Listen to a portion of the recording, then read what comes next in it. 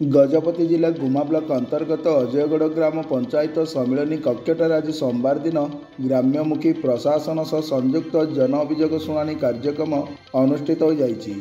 एही अभियोग शुणाणी रे गजपति जिलापाल श्री श्रुतिरंजन प्रधान, आरक्षी अधीक्षक सुश्री स्वाति एस कुमार जोगदे अजयगढ़ समेत भुवनी, सेरेंग और नामनगढ़ पंचायतर समुदाय मोट 39 गोटी अभियोग पत्र ग्रहण करथिले। सेथिमध्यरु व्यक्तिगत अभियोग समस्या 10 गोटी, ग्रामभित्तिक समस्या 29 गोटी अभियोग थिबा बेले गोटे अभियोग को तुरंत फैसला करा जाय समाधान करा जायछि। एही अवसर में मुख्यमंत्री रिलीफ पांटिरू जनकु 10,000 टंका आर्थिक सहायता राशि प्रदान एवं 160 जनकु जंगल जमी पट्टा दिया जाइथिबा सूचना रही।